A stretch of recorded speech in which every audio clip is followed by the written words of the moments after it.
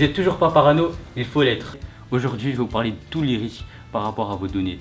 Vos datas sont volées tous les jours et vous le savez même pas. Si vous rencontrez n'importe quel problème, hackage, piratage, sabotage, espionnage, appelez-moi. Mais en fait, j'y connais rien moi. Et pour ça, je vais nous trouver un bon spécialiste.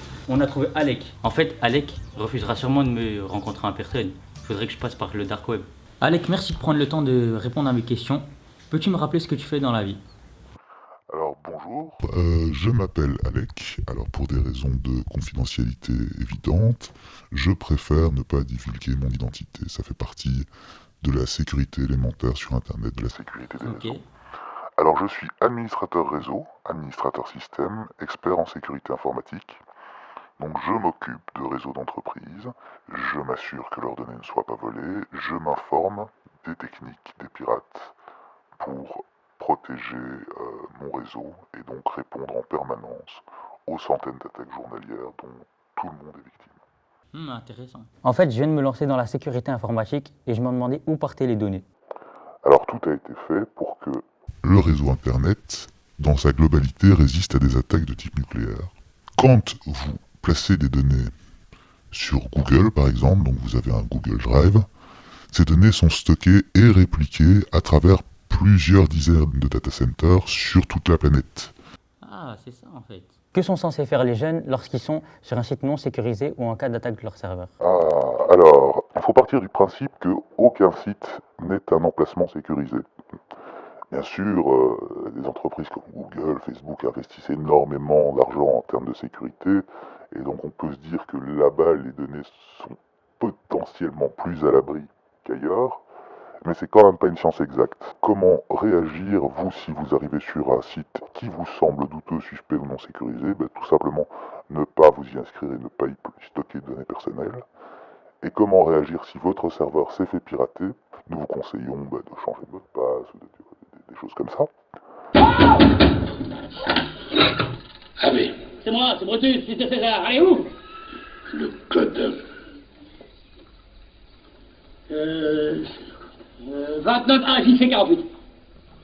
Non. Mordigus. Donne-moi le code. Le code 2. Le code d'accès. 4. 4. 7. Non, 1000. Mais tu connais le code? Non. Il va falloir après investiguer et voir si le pirate a laissé assez de traces pour permettre de l'identifier. Comment faire pour disparaître d'Internet sans laisser aucune trace? Alors, pour disparaître complètement d'Internet, il ne faut jamais s'y être connecté, malheureusement.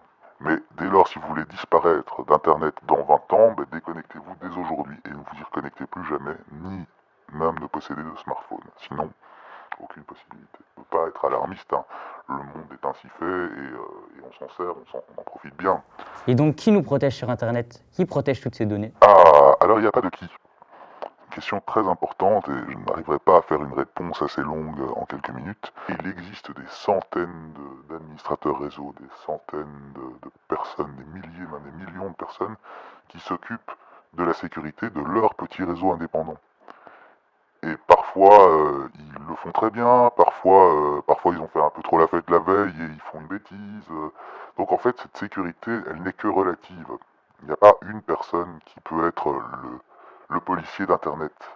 Ça n'existe pas. Mais au fond, à quoi ça peut bien servir toutes ces données? De quoi on se protège exactement? C'est peut-être la chose la plus importante à retenir de ce que je raconte ici. Si un produit est gratuit, le produit, c'est vous. C'est-à-dire que votre activité a une valeur.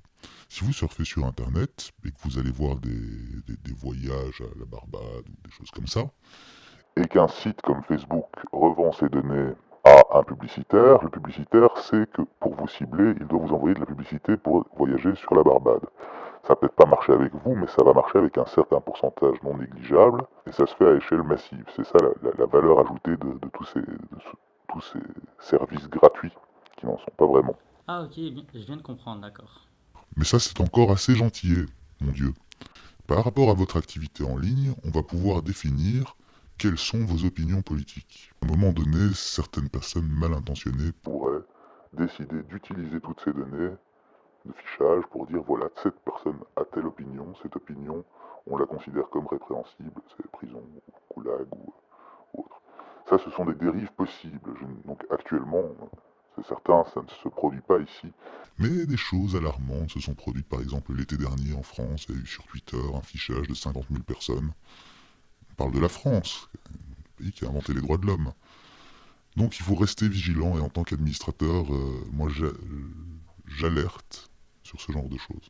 Wow, en fait, ça a l'air vraiment dur de faire ce travail. Merci Alec, j'ai beaucoup appris durant cet entretien. Je pense qu'à partir de maintenant, je vais faire beaucoup plus attention et faire attention aussi à l'avenir de mes clients. Ouais, la protection des données, ça a l'air vachement difficile. J'aurais mieux fait d'ouvrir un bar.